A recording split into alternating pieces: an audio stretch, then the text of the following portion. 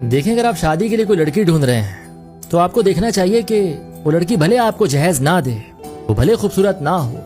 لیکن سمجھدار ضرور ہونی چاہیے۔ کل کو آپ کے ساتھ کوئی ایسی مشکل آ جائے کہ آپ اس سچویشن کو سنبھال نہ پاؤ تو آپ کی وائف ایسی ہونی چاہیے جو آپ کو سمجھائے کہ ایسے نہیں ایسے کیا کرو یا ویسے نہیں ایسے کرو، یعنی اس کے اندر پرابلمز کو سالو کرنے کی ایک سمجھداری ہونی چاہیے۔ اگر آپ کی وائف صرف خوبصورت ہے اور اس کو تمیز ہی نہیں ہے کہ سچویشنز کیا ہوتی ہیں، ان سے نکلا کیسے جاتا ہے، بیڈ فیسز کیا ہوتے ہیں، پرابلمز کیا ہوتی ہیں، تو آپ کو سمجھائے گی نہیں اور نہ ہی کچھ سوچے گی۔ وہ بس آپ ہی کے آسرے پر بیٹھی رہے گی کہ جیسا بھی ہے جو بھی ہے آپ کو ہی ہینڈل کرنا ہے، یعنی کہ ایفرٹس کی تو اس سے کوئی امید ہی نہیں رکھنا۔ اور جب سب آپ کو ہی کرنا پڑے تو خوبصورت سے خوبصورت لڑکی بھی زہر لگنی شروع ہو جاتی ہے۔ اور ویسے بھی شادی کا مطلب تو یہ ہے کہ آپ دونوں مل کر اس دنیا کے اندر آئی ہوئی پرابلمز کو سالو کرو گے، جو کہ پرابلم زندگی کا حصہ ہیں اور وہ آتی رہیں گی،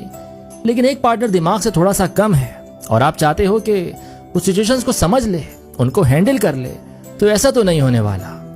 کیونکہ آپ صرف خوبصورتی دیکھ کر اسے لے کر آئے ہو، سمجھداری آپ نے دیکھی کہاں اس وقت۔ تو یہ بہت ضروری ہے سمجھنا کہ آپ کا پارٹنر سمجھدار ہونا چاہیے، کیونکہ ایک وقت کے بعد خوبصورتی ڈھل جائے گی۔ یہ رومانس ہنی مون جو فیس ہوتا ہے انسان کا، جہاں لڑکی خوبصورت لگتی ہے، لڑکا خوبصورت لگتا ہے، یہ سب ختم ہونے لگتا ہے، اور پھر آخر میں میچورٹی، سمجھداری اور انڈرسٹینڈنگ ہی آپ کا گھر بناتی ہے۔